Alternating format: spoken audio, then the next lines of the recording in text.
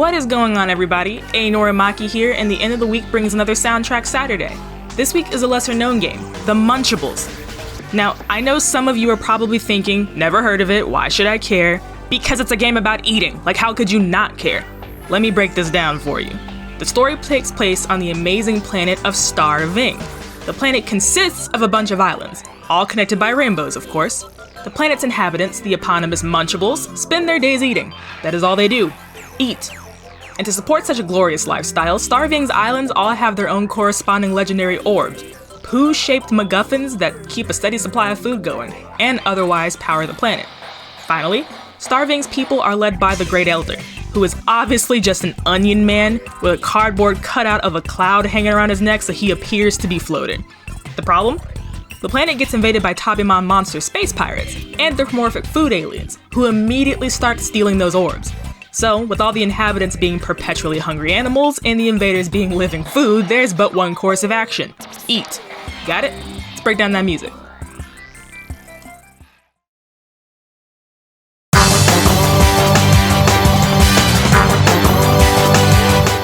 Star VING Island plays during the first part of your exploits on Star VING Island. It's a great theme for the first level of the game. It's fun and upbeat in a sort of welcome to the game kind of manner. The level starts you out as easily as it can, only throwing low-level space pirates at you. So much so that you almost feel bad about eating them because they scream when you do. Almost feel bad about eating them. Plus, it's soulful. There's a whole piano solo smack dab in the middle of it, which makes me think the composers were in the audio studio throwing it back while they made this song. It features the nonsensical vocals that appear regularly throughout the game, which I assume to belong to the Munchables themselves. It does not embody anything in particular, but it's a great introduction to the soundtrack as a whole, which is just important. Also, this level introduces my favorite space pirate, Checkity!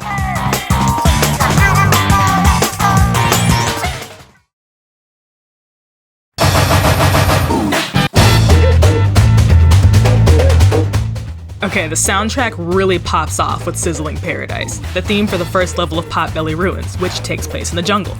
This song starts out pretty upbeat, but just slowly keeps adding on parts until it's like something out of an extremely lively parade. It's samba at its core, infused with a healthy dose of horns and drums that really makes me want to throw on a carnival outfit and throw it back in the middle of the street. Now, imagine all this good music blasting while you're eating more space pirates, who are equally dressed for the occasion. Checkity is sporting a grass skirt combo and slinging maracas around, and I really cannot blame him. Either that, or he's dressed up as Amigo Checkity, who is equally adorable.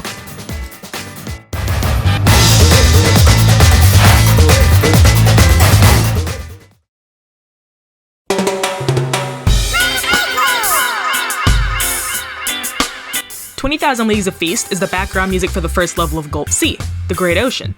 It's very clearly an island-inspired theme, which fits in perfectly with the level. Here, you have to swim around eating all the pirates, as well as specific mechanical fish, who are appropriately swimming around in lifesavers. I cannot make this stuff up. The level forces you to go at island time speed, seeing as you drag such major ass when in the water. Combine the setting, the islander music, and how relaxed your Munchable seems to be swimming, and you've got a recipe for a level that just runs at the speed of island. Oh, and Checkity has decided to live his best life as a mermaid. He's so gorgeous.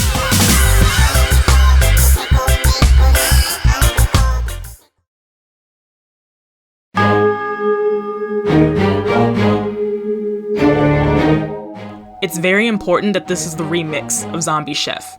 Zombie Chef plays during the first level of Ghost Mansion, the mansion itself. Zombie Chef Remix, however, plays during the second level, the garden.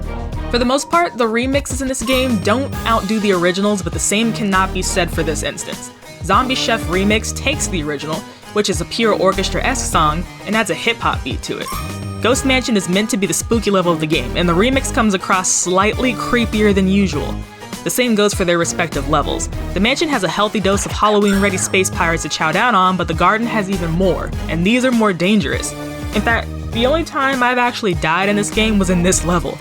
So the music is directly correlated with how spooky the level is. That's pretty cool. Bonus, Ghost Checkity and Striped Checkity.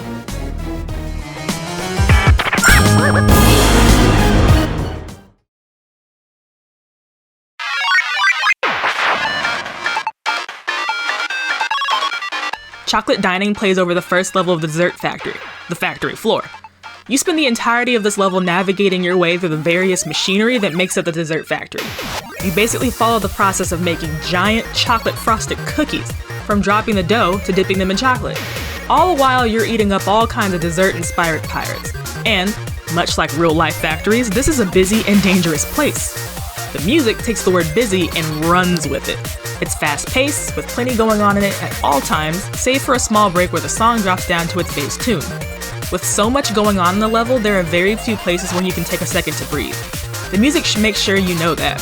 The only downer? There is no dessert-styled Charity. They really dropped the ball on that one.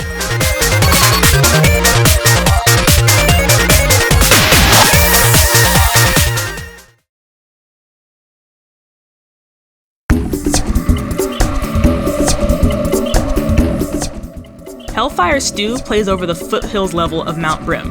This song is extremely clever to me.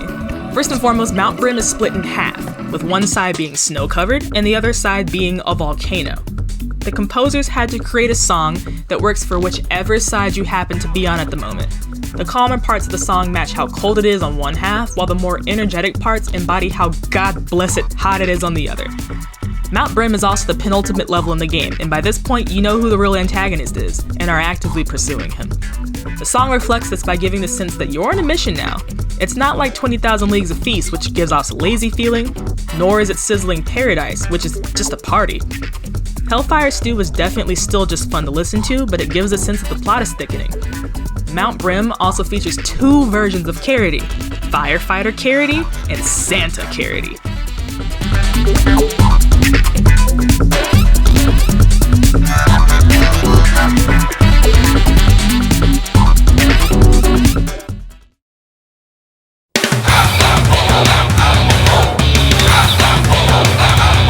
Speaking of battle music, Panic Restaurant is the boss battle music of the game, save for the final boss.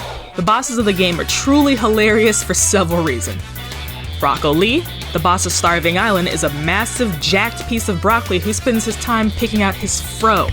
Great Grapey, the boss of Potbelly Ruins, is a huge bunch of grapes with angry eyes and a mischievous grin. Big Fishy, the boss of Gulp Sea, he's a big fishy. Well, he's a mechanical fish, but same thing. Heli Cantaloupe, the boss of Blue Blue Sky, is a giant helicopter made out of cantaloupe. Mushroom Thriller is basically Brocco Lee's creepy mushroom cousin. Big Choco is a large half-melted chocolate bar with a crown on his head. And finally, Rice Baller is an enormous rice ball who's adept at sumo wrestling. Even though the bosses more or less switch back and forth between two different battle strategies, the music and their not-so-scary faces endeavor to make you at least think they mean business. The music does a much better job, being as it's incredibly energetic, full of electric guitars and angry-sounding vocals that you still cannot understand.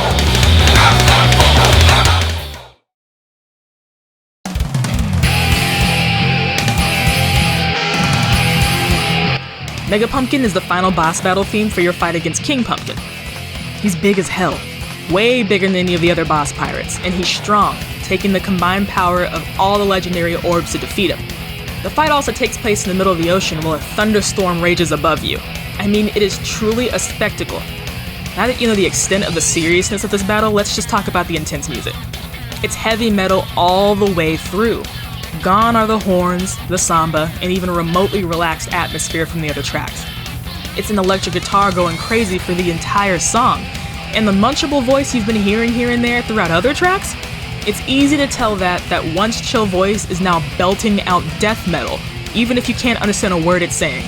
Thunderstorms, plus heavy metal, plus humongous menacing final boss doing its absolute best to kill you, equals epic final battle for the fate of the planet.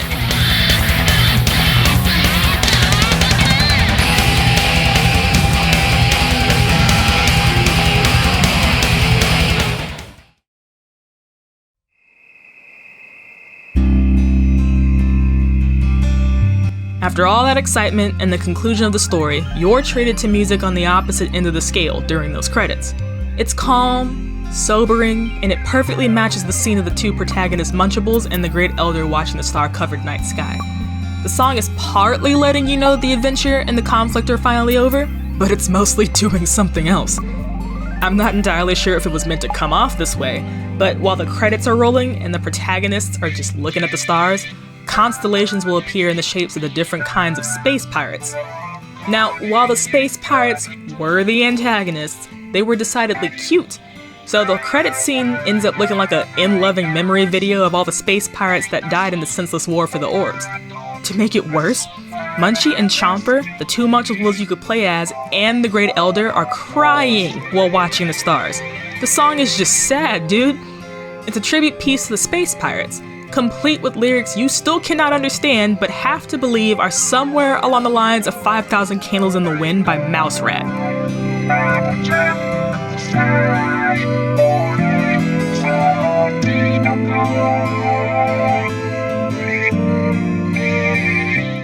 That'll do it for Soundtrack Saturday's covering of the Munchables. What'd you think? Let me know down in the comments which song you like the most, and if you've ever even heard of this game before now. If you're new here and like this video, inhale the like and subscribe buttons and chew them down to join the Penguin Village today. And until next time, you guys, peace.